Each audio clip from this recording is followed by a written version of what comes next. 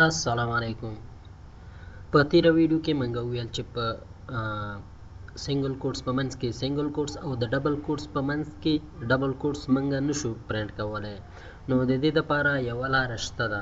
نو راځئ چې دغه څو آپشنې دي دا وګورو. نو د دې په خاطر چې موږ د سنگل کوټس په منځ کې سنگل کوټس پرنټ کوو او د ډبل کوټس په منځ کې ډبل کوټس او داسې نور موضوعات دي دا په دې ویډیو کې انشاءالله تاسو ته ولولو. نو لومړی چې دا سنگل کوټس دپاره موږ یو ترکیب ده چې د بیک سلش او د سنگل کوټس د دې دواړو ترکیب څخه د کوډ منځ کې کله چې موږ سنگل کوټس لیکو نو موږ ته به یو سنگل کوټس د دغه دواړو ترکیب څخه منځ ته راځي. ورپسې بیک سلش ډبل کوټس د دې په واسطه موږ کولی شو چې د په سټرنګ کې ډبل کوټس پرنټ کړو او د ډبل بیک سلش په واسطه موږ کولی شو یو بیک سلش پرنټ کړو. د بیک سلش ان په واسطه کولی شو چې یو نوي کرښې ته یا نوي لاین ته لاړ شو. بل ورپسې بیک سلش ټي یعنی یو ټیپ سپیس د یو ټیپ په اندازه فاصله موږ کولی شو چې د ټکس ترمنځ یې راوړو. بل بیک سلش بي دا موږ د بیک سپیس په حیث استفاده کوو. نو راځئ چې عملي وګورو.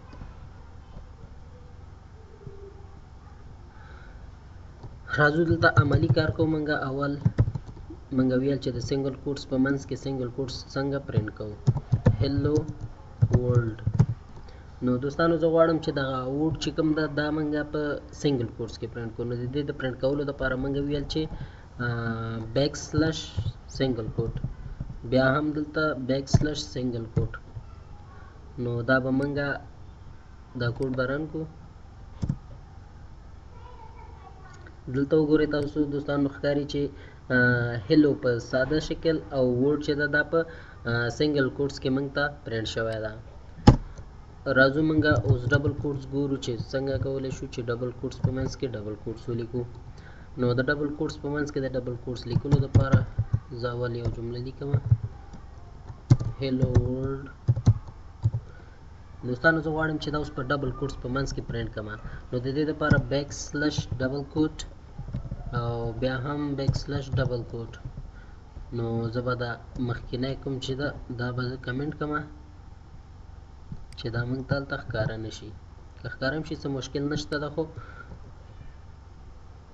موږ باید یو لاین وګورو چې ښه پوه شو پرې باندې.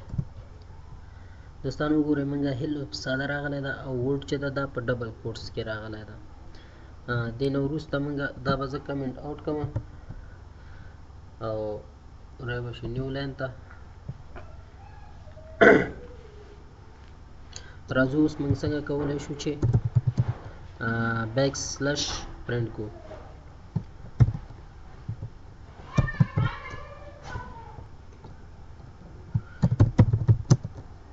هلو ورلد. دوستانو زه غواړم چې د دوی دواړو په منځ کې یو دانه بیک سلش پرنټ کړم. نو د دې لپاره چې زه یو دانه بیک سلش پرنټ کړم نو زه باید دوه ځلې دا ولیکم چې یو ځل موږ ته یو دانه پرنټ شي. نو راځو ګورو د کوډ به رن کړو. دوستانو وګورئ دلته هلو او دلته د هلو ورډ نه مخکې وګورئ یو دانه بیک سلش راغلی ده. نو دوه دانې چې کله موږ لیکو یو دانه پرنټ کېږي. که چېرته زه دلته څلور ولیکم نو ما ته به دوه دانې پرنټ کېږي ځکه چې دوه په یو کې حسابېږي.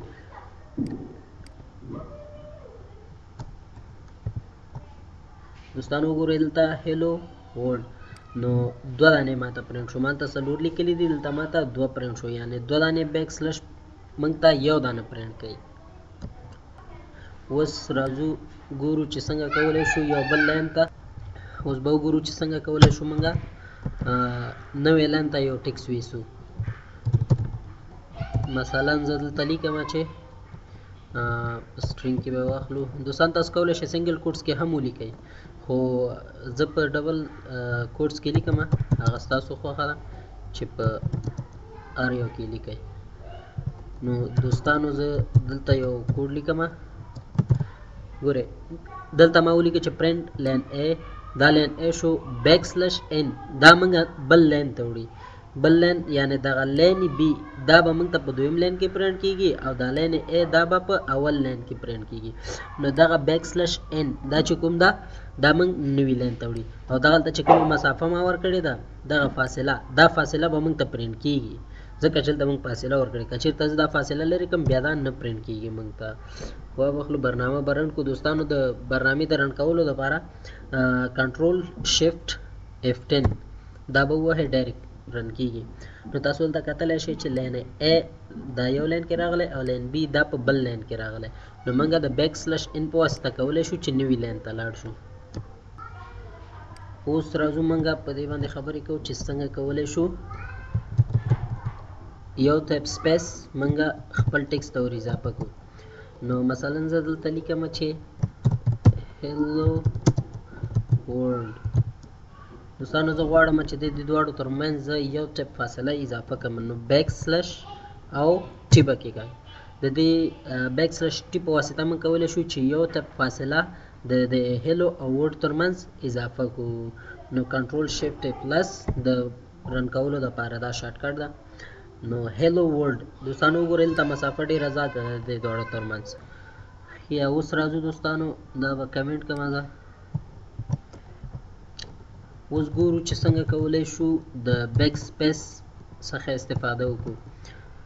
زه دلته یو کلمه لیکم په هغې کې زه یو توری زیات لیکم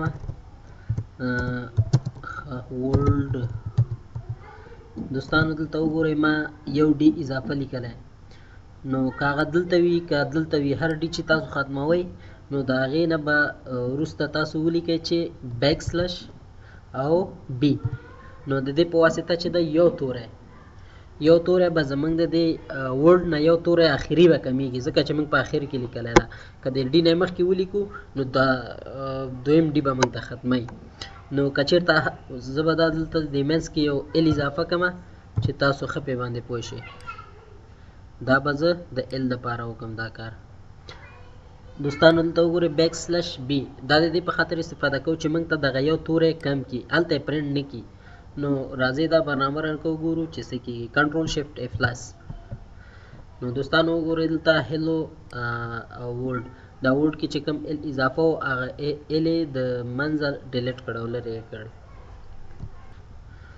دوستانو زه اوس غواړم دغه کومې اسکیپ سیکوینس چې موږ ولوستلې زه دا غواړم چې په عادي ډول یې پرنټ کړم. نو د دې دپاره چې زه دا په عادي ډول پرنټ کړم دلته یو بله طریقه ده. مخکې د دې چې موږ سټرینګ دپاره کوټس یا ډبل کوټس اضافه کړو هغې نه مخکې موږ یو آر لیکو. بعد هغې نه بیا موږ ډبل کوټس او یا هم سنګل کوټس اضافه کوو. د دې په منځ کې چې موږ هر څه لیکو که چېرته هغه اسکیپ سیکوینس هم دلته موږ اضافه کړو نو هغه به موږ ته په عادي شکل سره را پرنټ کوي. مثلا زه دلته لیکم بیک سلش ان. نو دوستانو دا وګورئ دا به موږ ته په عادي شکل سره دلته ښایي. دلته وګورئ دا وګورئ هلو بیک سلش ورلډ دا موږ ته په عادي شکل سره ښایي. که چېرته موږ وغواړو چې یو بل لین هم پرنټ کړو زه به دا کمنټ کوم پرنټ ډبل کوټس دلته به آر اضافه کړو آر به اضافه کړو د هغې نه وروسته به موږ دلته ولیکو چې هلو ورلډ. دوستانو زه دلته اوس لیکم چې یو بیک سپیس مثلا بیک سلش بي بیک سلش ټي یو ټیپ سپیس زه دلته اضافه کوم. دا ماته نه اضافه کېږي ځکه چې دا ماته نارمل ټیکس په شکل یا عادي ټیکس په شکل به دا ماته پرنټ کېږي. برنامه به اجرا کړو. دلته وګورئ دوستانو هلو دغه بیک سلش ټي په خپله راغلی ده د ورډ سره. نو د دې په خاطر چې موږ اسکیپ سیکوینس خپله لکه د عادي ټیکس په شکل یې پرنټ کړو نو د دې دپاره موږ د سنګل کوټس یا ډبل کوټس نه مخکې یو آر اضافه کوو. د آر په واسطه کولی شو چې موږ اسکیپ سیکوینس پکې پرنټ کړو. نو دوستانو مننه کوم له توجه نه.